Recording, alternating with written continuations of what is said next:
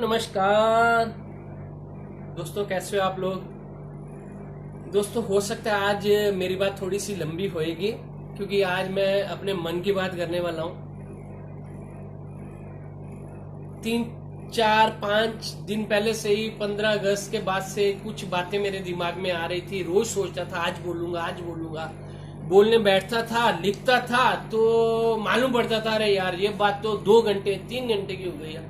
तो इसके लिए मैं अपनी बात कर ही नहीं पाता था, क्योंकि आज मैं जिस शख्सियत के बारे में बात करने वाला हूं ना, वो एक अपने आप में एक अलग ही तरह की शख्सियत है। वो मेरे लिए तो एक सरप्राइज ही है कि अगर हम लोग कर्मों में यकीन करते हैं या किस्मत में यकीन करते हैं तो वो बात सही है कि देखिए, आज मैं जो बात कर रहा हूं इसमें कोई भी अभद्र भाषा का प्रयोग नहीं होगा, कोई लैंग्वेज गलत यूज नहीं होगी। मैं जो होएगा, वैसे तो मैं आज तक कभी अपनी किसी बात में अभद्र भाषा का यूज नहीं करता, जैसे गाली गलोच ये वो हमारी संस्कृति हमारे संस्कार में बात ही नहीं है। तो जो भी थोड़े बहुत मेरे अल्फाज होंगे, जैसे अनपढ़, बेवकूफ, नलायक, निकम्मा, तो उसको थोड़ा सा सहन कर लीजिएगा, क्योंकि आज मैं एक ही बंदे के बारे में बात करने वाला हूं। और मैं मानता हूं कि यार उस बंदे की किस्मत, उस बंदे का कोई पिछले जन्म के कर्म होंगे कि आज वो इस पोजीशन तक पहुंचा है, लेकिन उसके कर्म और उसकी किस्मत आज देश के, आज दुनिया के इतने बड़े लोकतंत्र को खत्म करने की कगार पे लेके आ गए। तो आज आप समझ रहे हो कि मैं आपसे किस बंदे की बात कर रहा हूं।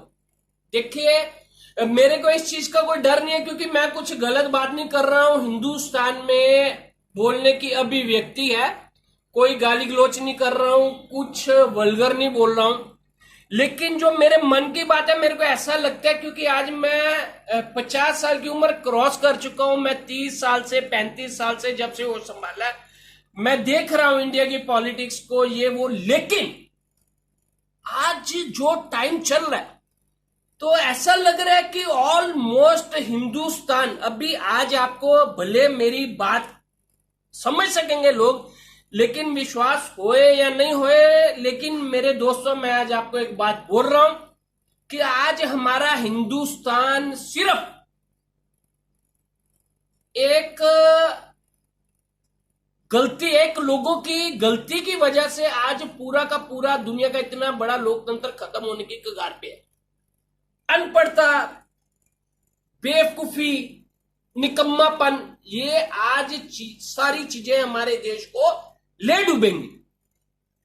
तो मैं एकदम सीधे स्पार्ट वर्ड्स में आपसे बात करता हूं, बिना डरे हुए। हम लोग अपने देश का कंपैरिजन बहुत छोटे से देश से करते हैं, पाकिस्तान।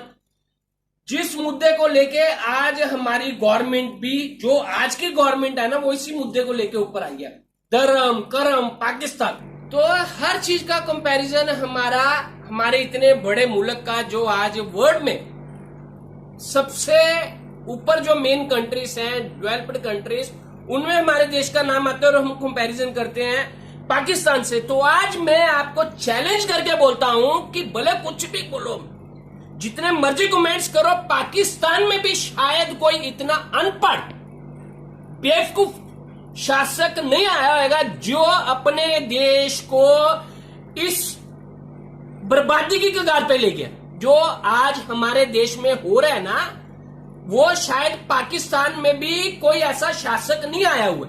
ये जो लोग है ना, जो भक्ति, जो अंधविश्वास मान रहे कि हमारा भगवान है, ये बात मैं उन लोगों के लिए कर रहा हूं। तो दोस्तों, जो आज हमारे देश के ऊपर शासन कर रहा है ना, इतनी बड़ी बड़ी बातें करते हैं,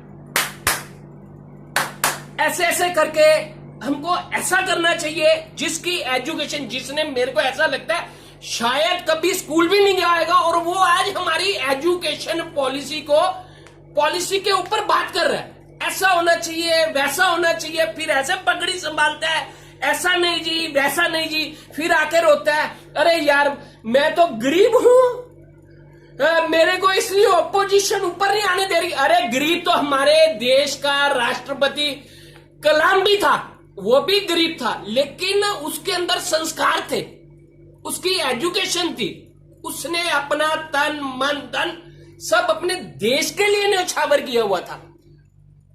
जो गरीब इंसान होता है ना, क्योंकि ये आदमी हमेशा गरीबी के ऊपर बात करते हैं, तो गरीब इंसान का दिल बहुत बड़ा होता है। तो मैं एग्जांपल दे रहा हूं अपने हमारे पास्ट पूर्व राष्ट्रपति डॉक्टर अब्दुल कलाम जी। अब्दुल कलाम जी की मैं इसलिए बात कर रहा हूं क्योंकि जब भी कोई बात होती है भगत बोलते हैं। अरे देश का प्रधानमंत्री है तो क्या धोती पहन के चला जाएगा, तो क्या ऐसे कर लेगा, तो क्या वैसे कर ले। अरे शास्त्री जी का भी नाम हुआ है यार हमारे देश में, सबसे बड़े हमारे अब्दुल कलाम का नाम हुआ है हमारे देश में।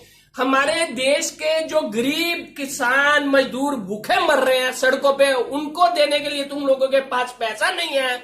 और आप जाके चेक कर लो, हमारे देश का जो शासक है जो ये बोलता है मैं तो गरीब हूं, कभी देखो रेंज रोवर गाड़ियों का काफिला उसके साथ चलता है। अरे यार ऐसी क्या सिस्टम है कि तुम देश के मजदूरों को, गरीबों को, गरीब इंसान को रोटी देने लायक नहीं हो और तुम रेंज रोवर जैसी गाड़ियों में घूम रहे हो।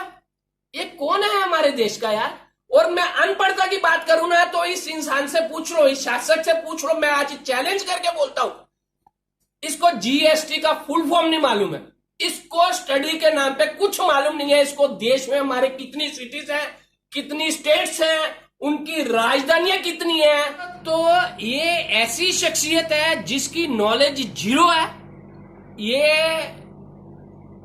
मेरे को ऐसा लगता है कि कुछ ऐसी शक्ति है जिन्होंने इसको मोहरा बनाया है हमारे हम प्यारे हिंदुस्तान को खत्म करने के लिए। 200 बातें बहुत है करने के लिए, लेकिन मैं आपसे 1-2 दिन के बाद वापस मुखातिब होऊंगा इसी शख्सियत को लेके। लेकिन उससे पहले मेरी एक गुजारिश आप लोगों से है कि प्लीज एजुकेशन के ऊपर जोर दो, बच्चों को समझाओ, धर्म कर्म के नाम पे किसी के बहकावे पे मत आओ। सबसे बड़ा इंसानियत का धर्म है, उसको मानो। और सबसे बड़ी बात यह है कि हम लोग जो हिंदुस्तान में रहते हैं, हिंदुस्तानी है ना, कोई धर्म कर्म जात पर इन चक्रों में मत आओ। क्योंकि जो बेकार बेरोजगार लोग हैं ना, जो जिनके पास कुछ काम धंधा नहीं है, वो आप लोगों को भड़काएंगे अपनी रोटी के लिए, क्योंकि उनको इससे अच्छा शासक कोई मिलेगा नहीं। दोस्तों मैं आपसे वापस मुखातिब होऊंगा इसी टॉपिक को लेके, इसको हम आगे कंटिन्यू करेंगे। प्लीज मेरी इन बातों का जरूर ध्यान रखिएगा। जय हिंद।